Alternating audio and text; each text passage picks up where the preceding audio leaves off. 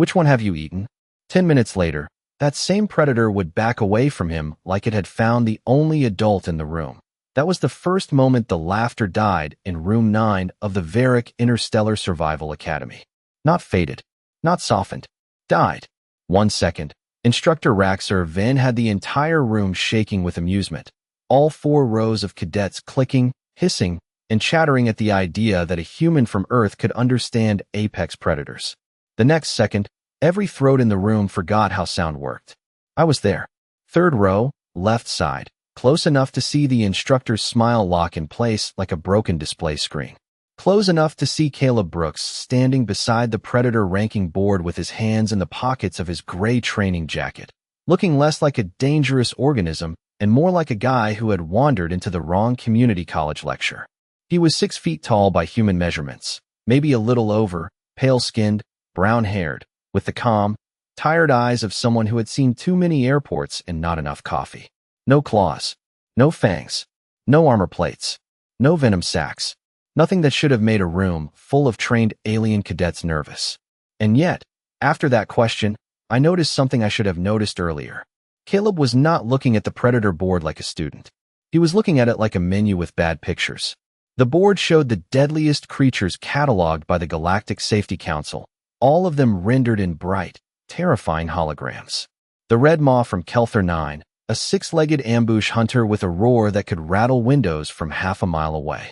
The Glassback Stalker from Viral, nearly invisible when it moved under moonlight. The Thorn-Crown Grazer, which sounded harmless until you learned it could flip an armored transport like a cheap lawn chair.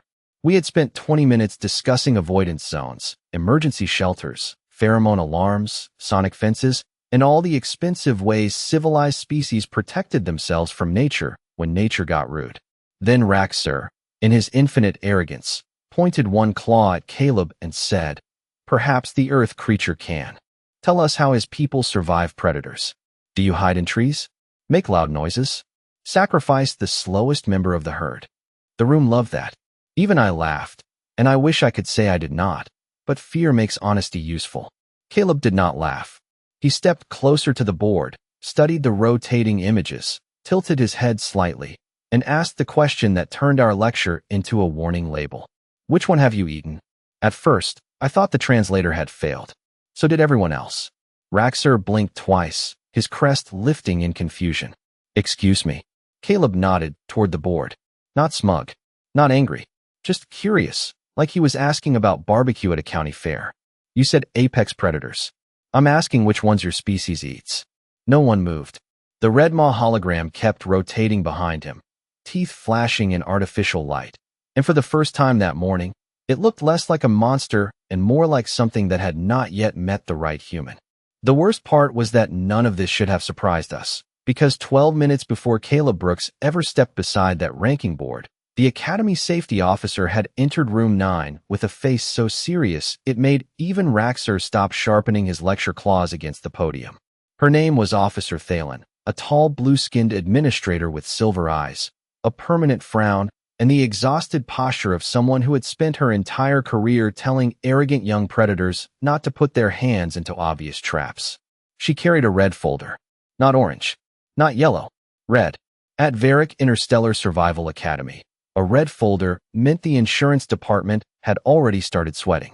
She placed it on the instructor's desk and said, very clearly, "Before today's survival demonstration begins, all cadets and faculty will acknowledge special handling rules for the human exchange student." That was when the room started making little sounds. Not full laughter yet. Little clicks. Little snorts. The kind of noise students make when an adult says something too ridiculous to respect. Raxer looked down at the folder, then at the safety officer, then toward the empty seat marked for Caleb. "Special handling," he repeated, letting the words drag through the air like something rotten. For one mammal from a low-technology border planet. Officer Thalen did not blink. For one Death World mammal from Earth. That made the room quieter, but not for the right reason. We had all heard the term Death World before. Every academy used it to scare first-year cadets. Planets with unstable weather. Aggressive bacteria. High gravity. Too much oxygen. Too many things with teeth. Earth had all of that, according to the file, but files could exaggerate. Files were written by committees. Committees were afraid of everything. Raxer opened the folder and began reading aloud in the tone of a man performing comedy.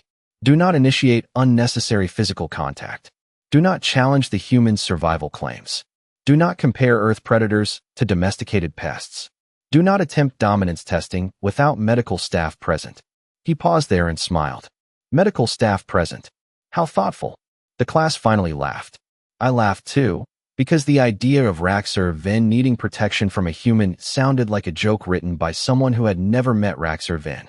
He was 7 feet tall, covered in dark bronze scale plates, and carried himself like the universe had personally voted him most likely to win. He had trained on Hunter Moons, survived 3 sanctioned wilderness trials, and once made a bone mauler retreat using nothing but posture and a warning growl. He loved telling that story.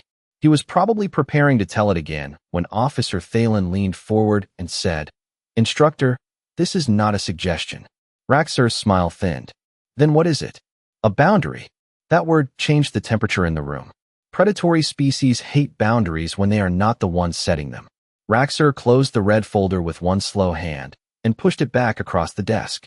"Officer, my classroom teaches survival through direct experience. If the human cannot tolerate questions, pressure, or challenge, then perhaps Earth should have sent someone less fragile." Officer Thalen stared at him for 3 long seconds. Then she said the sentence I would remember later with absolute regret. "Instructor Vin, Earth did not send someone fragile. Earth sent someone controlled."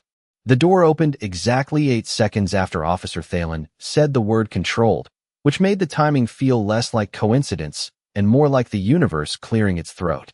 Caleb Brooks stepped into room 9, carrying 1 black shoulder bag, 1 paper coffee cup, and absolutely none of the fear everyone had been waiting to smell. That was the first disappointment. Most new exchange cadets entered Varick Academy like they were walking into a storm shelter during a tornado warning. They checked the exits. They stared at the ceiling vents. They asked whether the floor plates were supposed to hum. Caleb just walked in like a man arriving late to a Monday morning safety seminar. He wore a gray training jacket, dark cargo pants, and worn black boots with actual dirt still caught in the grooves. Earth dirt, I realized later. Not polished station dust. Not synthetic soil from a decorative garden dome. Real dirt from a planet that made weather personal. He was about 6 feet tall, broad in the shoulders by human standards, but not impressive by ours. Raxer was still a full foot taller. The Varadi cadets in the back had forearms thicker than Caleb's neck. Even I, and my species is considered medium frame, could see why the room relaxed the moment he appeared. He looked sturdy, yes, but not terrifying. Pale skin, short brown hair, clean jaw, gray eyes that moved slowly across the room, not darting, not searching, just noticing. That bothered me a little. Predators scan. Prey panic. Caleb didn't either. He observed like the room had already explained itself, and he was only checking the spelling. Officer Thalen turned toward him. "Cadet Brooks, you are on time." Caleb lifted the coffee cup slightly. Had to find the machine that makes the least dangerous coffee. A few cadets laughed at that. Human humor, we assumed. Soft. Self-deprecating. Harmless. Raxer folded his arms and gave him the kind of smile instructors use when they have already decided a student will become an example. "Cadet Brooks, welcome to Advanced Comparative Survival Behavior. Do humans usually bring beverages into predator lectures?" Caleb looked at the cup, then back at him. "Only when we want to stay awake for the part where someone underestimates us." The room made that little sound again, halfway between amusement and offense. Raxer's crest rose. Mine flattened. I do not know why. Caleb had not raised his voice. He had not moved closer. He had not shown his teeth. Yet the air around him had changed by 1 invisible degree, like standing near a campfire before realizing the forest behind you is dry. He took the empty seat at the front, placed his bag under the desk, and sat with his back straight but relaxed. No armor. No claws. No defensive posture. Nothing. That was what made it worse. Every dangerous species I knew performed danger. Caleb Brooks did not perform anything. He simply existed, calm and awake, while every survival instinct in the room tried to decide whether it had just missed something important. Raxer waited until Caleb was seated before he dimmed the classroom lights, and the predator ranking board awakened across the front wall like a nightmare, trying to look educational. 300 holographic panels unfolded in the air, each one showing a creature that some committee had agreed was too dangerous to meet without a rescue plan, a sealed bunker, and a very good reason. The cadets leaned forward. This was the part of the lesson everyone liked. It made us feel civilized. We could stare at terror from comfortable chairs and pretend that naming a thing meant mastering it. Raxer stepped into the blue glow with his hands behind his back, his bronze scales catching the light. Today we compare apex survival behaviors across hostile environments, he said. Remember, an apex predator is not merely large. Size impresses tourists. Efficiency creates fear. The first hologram expanded until it stood nearly 10 feet tall, a red-backed creature from Kelthar 9 with a wide head, heavy shoulders, and eyes placed low for ambush. The room went respectfully quiet. Even on display, it had presence. The board listed standard guidance beside it. Avoid open ground. Avoid dusk movement. Avoid carrying meat. Avoid eye contact longer than 2 seconds. Raxer smiled. The red maul. Fast over short distance. Patient over long distance. It can wait in silence for 14 hours if the meal is worth the effort. A nervous ripple moved through the class. Caleb looked up from his coffee. He did not look impressed. He looked like a man trying to decide whether the presentation remote needed new batteries. Raxer noticed. Of course he noticed. Instructors like Raxer could detect disrespect the way sharks detect blood in water, or at least that is how he would have described it. He swiped one claw through the display, and another creature appeared, long and pale, with legs like folded wire. Glassback stalker, nearly invisible in low light. Hunts by reflected heat. Standard response is stillness, breath control, and emergency beacon activation. The cadet beside me whispered a prayer under his breath. Caleb took a slow drink of coffee. Raxer's jaw tightened. He brought up the thorn-crowned grazer next, which looked harmless until the scale marker showed it could stand 12 feet at the shoulder and weigh more than a delivery truck. Then came the lake choir serpent, whose hunting call could confuse most nervous systems. Then the black ridge charger, which had once forced an entire mining colony indoors for 6 straight weeks. Each creature arrived with warnings, classifications, range maps, survival odds, and small red icons that meant do not attempt field contact under any circumstances.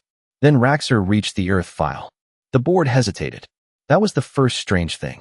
It did not load one image. It loaded 27. Wolf, bear, lion, tiger, shark, crocodile, eagle, snake. Something called a hippo that looked round enough to be funny until the danger rating appeared and several cadets stopped smiling. The file kept scrolling. Venomous, pack-based, ambush-capable, pursuit-adapted, territorial, aquatic, arboreal. No single dominant predator model. No universal avoidance rule. No safe biome classification. Caleb finally leaned forward. Not much. Just an inch. His eyes changed then, not with fear, but with recognition. Raxer saw it and mistook it for weakness. Apparently, he said, turning to the class, Earth could not even produce a proper apex category. Just a messy collection of regional threats. Caleb set his coffee down very gently. The sound was small. Somehow everyone heard it. Raxer should have stopped when the room went quiet, but pride has a way of mistaking silence for permission. He walked closer to the Earth file and flicked one claw through the scrolling images as though he were sorting through cheap toys at a discount store. Look at this, he said, enlarging the picture of a wolf until it stood waist-high beside him in blue light. Pack hunter. Social strategy. Moderate bite pressure. Dangerous to unattended livestock and nervous children. A few cadets laughed. Not loudly at first. They were testing the air, checking whether Officer Thalen would object. She stood near the door with both hands folded behind her back, face unreadable, which Raxer took as victory. He made the wolf smaller and pulled up the bear. Large mammal. Slow compared with real pursuit hunters. Impressive claws, poor endurance profile, limited tactical creativity. More laughter. Caleb did not move. He sat with one forearm resting on the desk, fingers loose near the coffee cup, eyes on the display rather than on Raxer. That seemed to irritate the instructor more than any insult could have. He wanted flinching. He wanted embarrassment. He wanted the human to defend Earth like a young cadet defending a favorite sports team. Caleb gave him nothing. So Raxer went bigger. He brought up the shark, then the crocodile, then the lion, presenting each one with the same smug rhythm. Aquatic ambush organism. Avoid water. Problem solved. Low-slung reptilian predator. Avoid shoreline. Problem solved. Group-based feline hunter. Avoid tall grass. Problem solved. By then the class was fully laughing, because simple answers make young minds feel powerful. I remember one cadet behind me whispering, "How did humans even survive recess?" Another replied, "Maybe the predators felt sorry for them." That got a fresh wave of amusement. Caleb's mouth twitched, but not into a smile. It was smaller than that. Almost tired. Raxer saw it and pointed at him. "Is something amusing, Cadet Brooks?" Caleb looked up. "Not exactly." "Then please educate us. Which of these regional inconveniences represents Earth's supreme terror?" Raxer gestured to the wall. "The furry pack animal? The oversized river lizard? The striped ambusher with decorative coloring?" A cadet named Velik, who had been trying to win Raxer's approval all semester, reached into the demonstration bin beside his seat and pulled out a small training model of an Earth predator. It was a plastic tiger, orange and black, maybe 6 inches long, designed for scale comparison. Velik tossed it gently across the floor so it slid to a stop near Caleb's boots. "Careful," he called. "It might chase your shoelaces." The room broke open. Even Raxer laughed then, deep and satisfied, certain the lesson had become exactly what he wanted. Human pride, reduced to a toy on the floor. Caleb looked down at the little tiger. He did not pick it up immediately. He studied it for a long moment, and something about his stillness made my laughter catch in my throat. It was not anger. Anger is easy to recognize. This was memory. Caleb leaned forward, picked up the model with surprising care, and turned it over in his hand as if checking whether the stripes were accurate. "That one," Raxer said, still smiling. "Does your species fear that one?" Caleb rubbed a thumb along the tiny painted back. "Some do. And you?" Caleb finally looked at him. "I grew up in Montana. We had mountain lions near the ranch, bears in the tree line, rattlesnakes under warm rocks, and coyotes that tested the fences at night." The translator delivered the words smoothly, but the room did not know what to do with them. Those were not mythic names. They sounded ordinary, local, normal. That was the problem. Raxer's smile faltered for half a second, then returned sharper than before. "So your childhood was spent avoiding pests." Caleb set the model tiger on the desk, facing the instructor. "No," he said softly. "Learning boundaries." For 3 seconds, nobody understood what Caleb meant by boundaries. We understood territory, dominance, threat displays, ranked aggression, and all the neat academic boxes that made survival feel like a chart. Boundaries sounded too polite, too human, too soft. Raxer tilted his head, letting the word hang there while the tiger model sat on Caleb's desk, pointed toward him like a tiny orange witness. "Boundaries," he repeated. "That is what your species learned from predators." Caleb nodded once. "Among other things." "Such as?" Raxer asked, and now his voice had that dangerous classroom sweetness instructors use before humiliating a student in public. Caleb leaned back, not far, just enough to look comfortable. "Do not run unless running helps. Do not stare unless you mean it. Do not corner something that wants space. Do not mistake quiet for safe. Do not assume teeth are the only thing that matters." The room did not laugh this time. It wanted to. I could feel the pressure of it, that nervous need to turn discomfort into noise, but Caleb's delivery ruined the joke. He sounded like he was reciting rules someone had taught him before he was old enough to question them. Raxer's crest lowered. "Those are avoidance principles. Prey principles." Caleb's eyes moved from the tiger model to the predator board, then back to the instructor.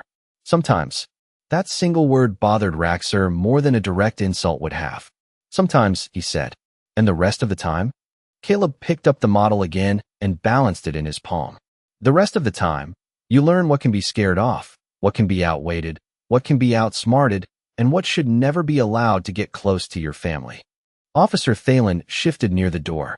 It was barely movement, but I saw it. She looked like someone watching a warning sign get ignored in real time. Raxer saw only challenge. "You speak as if humans negotiated with these creatures." Caleb gave a small shrug. "Some of them.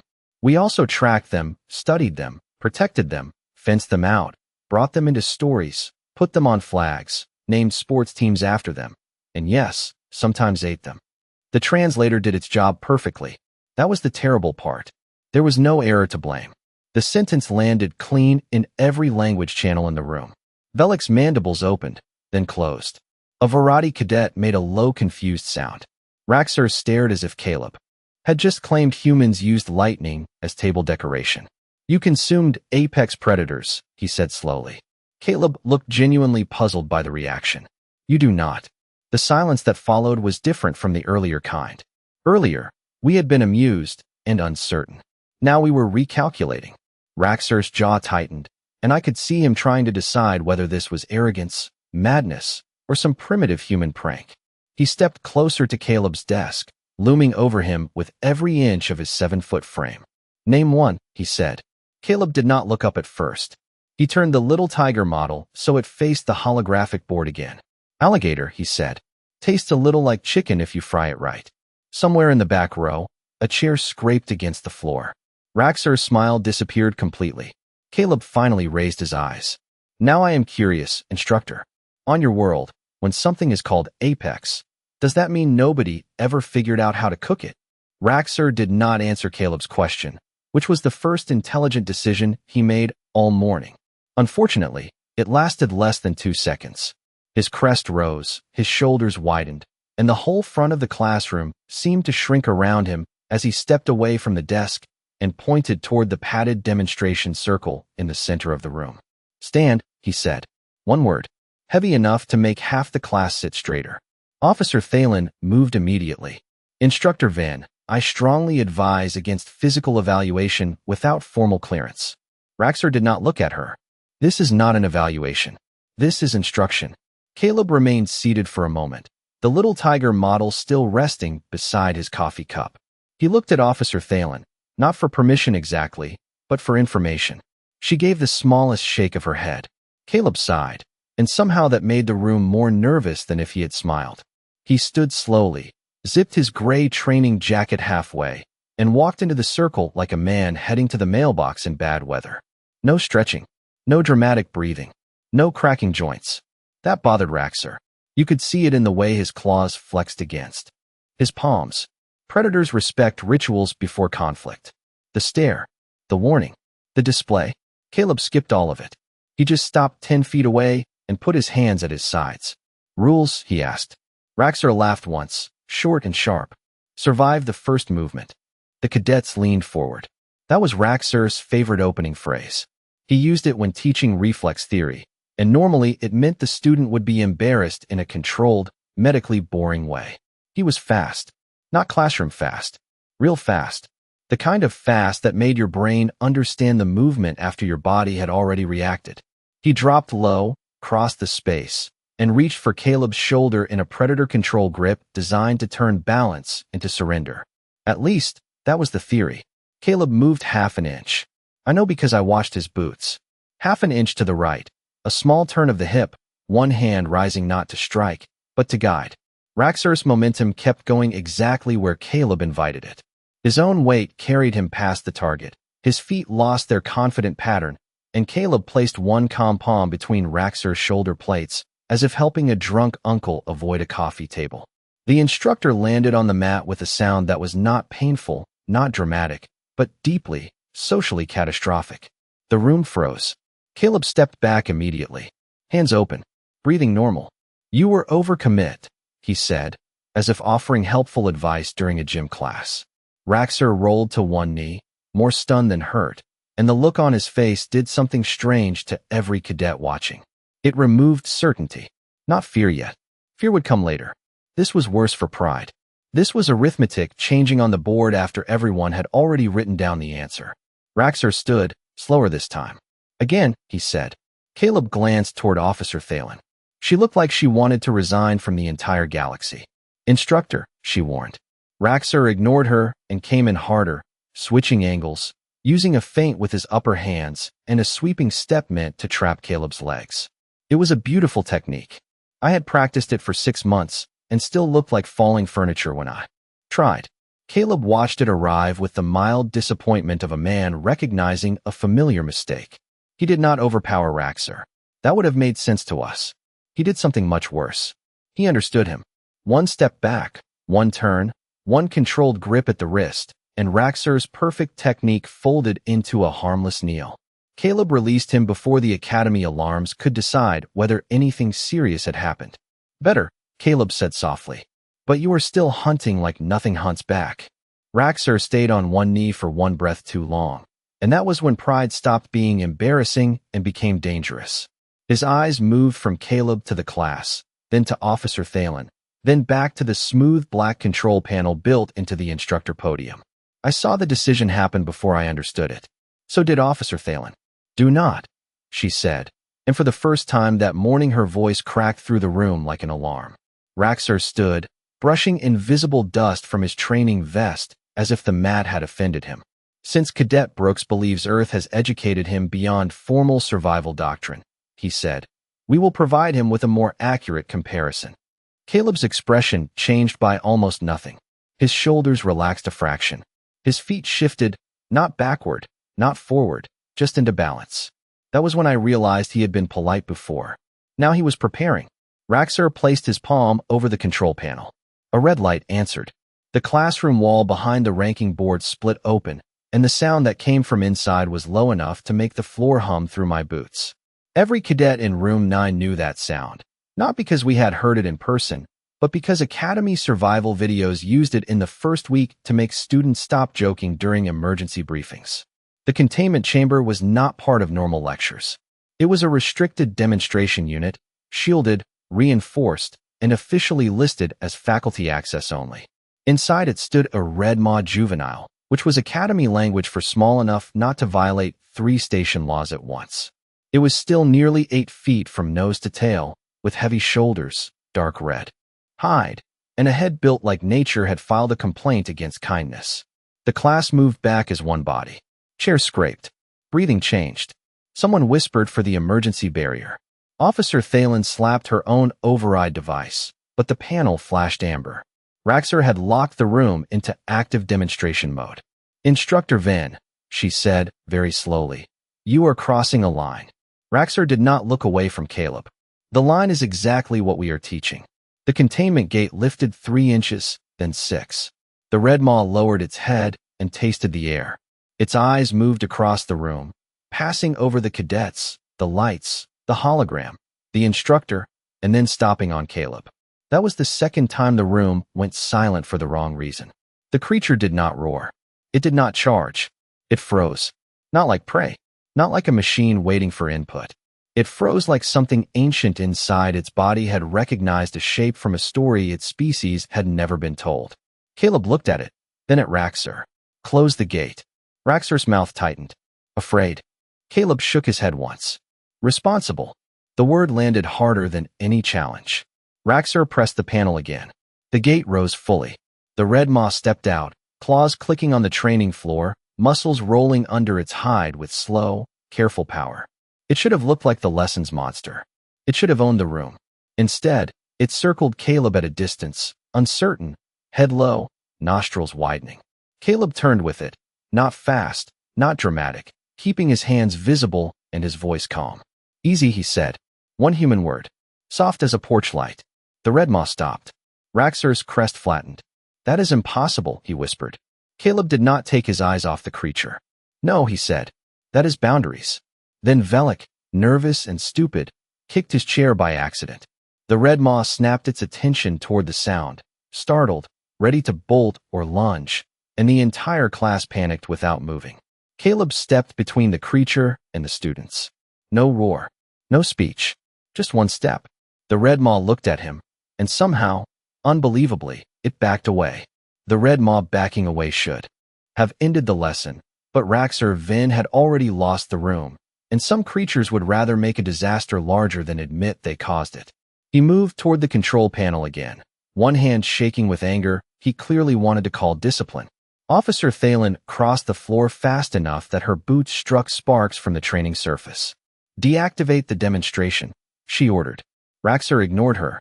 His eyes stayed fixed on Caleb, not on the predator, and that told me everything. This was no longer about survival. It was about pride trying to climb back onto a throne. Caleb saw it too.